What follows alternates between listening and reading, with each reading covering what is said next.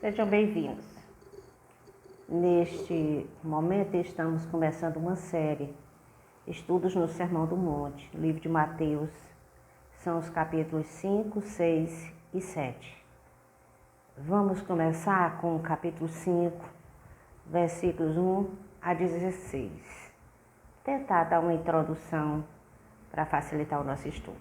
Amém? Vamos ao texto sagrado. Ao ver as multidões, subiu Jesus ao monte. Ele se assentou e os seus discípulos se aproximaram dele. Então ele passou a ensiná-los. Jesus disse: Bem-aventurados os pobres de espírito, porque deles é o reino dos céus. Bem-aventurados os que choram, porque serão consolados. Bem-aventurados os mansos, porque herdarão a terra. Bem-aventurados que têm fome e sede de justiça, porque serão saciados.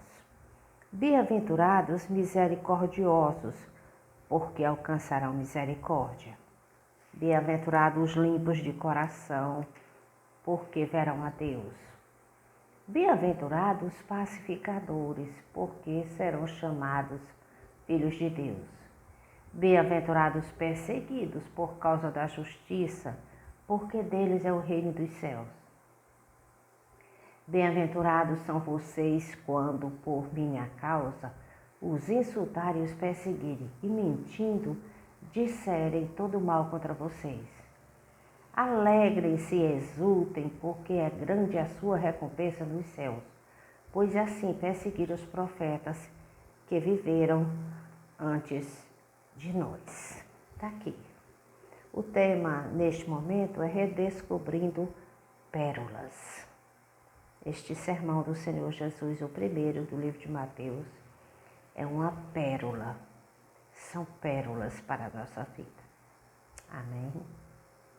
Mateus capítulo 5, primeiro capítulo do sermão, nele o princípio envolvido é que o crente é alguém preocupado primordialmente com o espírito envolvido e não com a letra. Não é com a religião como eles entendiam. É o compromisso daquele que crê, do crente, com a piedade. O versículo 1 diz que Jesus viu as multidões e ele se assentou. Mas os seus discípulos aproximaram-se e ele passou a ensiná-los. O sermão é para os discípulos. Então o sermão é para a igreja, para os crentes.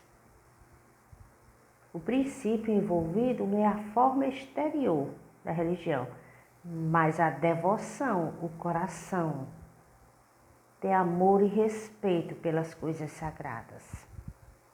Este é o capítulo 5. Vai se deter nessas questões. O capítulo 6, que vai falar sobre diversas coisas, tem a conhecida oração, do Pai Nosso, vai falar sobre o ensino a respeito das esmolas, da oração, do jejum, os tesouros no céu, a luz do corpo, os dois senhores, as preocupações. Ele vai falar sobre esses subtópicos no capítulo 6. O que está em voga no capítulo 6 é a vida do crente diante de Deus, em ativa submissão a Ele, em total dependência dEle. E aí está a questão.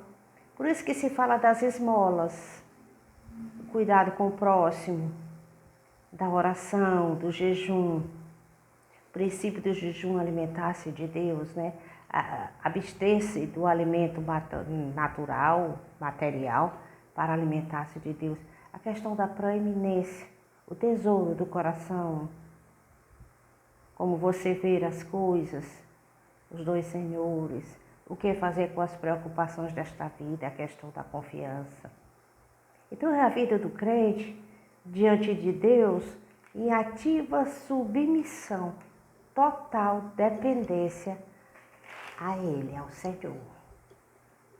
Já no capítulo 7, nós vemos a vida do crente como alguém que vive perentemente sob o exame minucioso de Deus.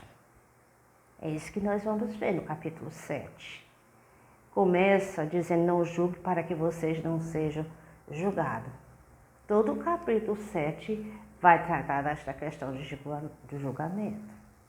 A percepção de que vivemos, de que o crente vive na presença de Deus. É tanto que logo no início, no capítulo 7, versículo 7, ele encoraja a oração. É aqui que ele vai falar sobre os falsos profetas, sobre quem entra no reino dos céus ou não. E a questão dos dois fundamentos. É conhecer a palavra praticando-a. É essa a questão. É a vida do crente como alguém que vive perenemente sobre o exame minucioso do seu Deus. É sobre isso que trata. Em 1 Pedro, capítulo 4, vamos a 1 Pedro, finalzinho do Novo Testamento. Capítulo 4,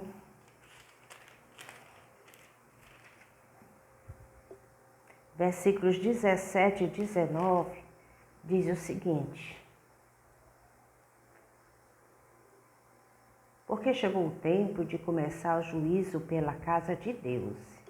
E se começa por nós, qual será o fim daqueles que não obedecem ao Evangelho de Deus? E se é com dificuldade que o justo é salvo, que será do ímpio e do pecador? Por isso também os que sofrem segundo a vontade de Deus, entreguem a sua alma ao fiel Criador na prática do bem. É sobre isso. Você vive na presença do Senhor e Ele está com os olhos postos em você para o seu bem. É um cuidado do Senhor. Em 1 João, capítulo 4, versículo 18, está escrito: no amor não existe medo. Pelo contrário, o perfeito amor lança fora o medo, porque o medo envolve castigo, e quem teme não é aperfeiçoado no amor. É o amor em pessoa, o próprio Jesus que está nos ensinando. Não precisamos temer. A vida cristã, no molde de Jesus, é possível. O Espírito Santo trabalha nas nossas vidas. Aleluia. O que é o Sermão do Monte? É uma descrição do caráter do crente. Resumidamente, são características do crente. O Espírito Santo opera no coração e o fruto, características, vão surgindo. Vivemos no Espírito. Em primeiro lugar, alguém que observa, O caráter do crente é o caráter de alguém que observa os mandamentos do Senhor. Lá em 1 João diz, e no livro de João também, que quem ama o Senhor guarda os seus mandamentos.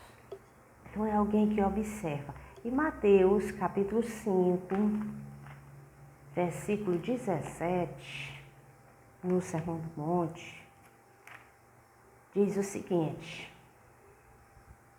não pense que eu vim revogar a lei e os profetas. Lei e profetas, Jesus está se referindo às Escrituras do Antigo Testamento. Não vim para revogar, mas para cumprir. Jesus cumpriu. E Romanos, capítulo 12, versículo 1 e 2, o apóstolo Paulo coloca: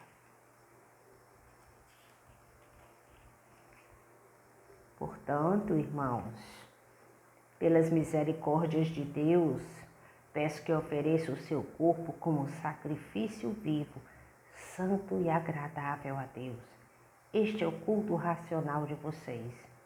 E não vivo conforme os padrões deste mundo, mas desde que Deus os transforme pela renovação da mente, para que possam experimentar qual é a boa, agradável e perfeita vontade de Deus. Não é os padrões desse mundo, é a vontade de Deus.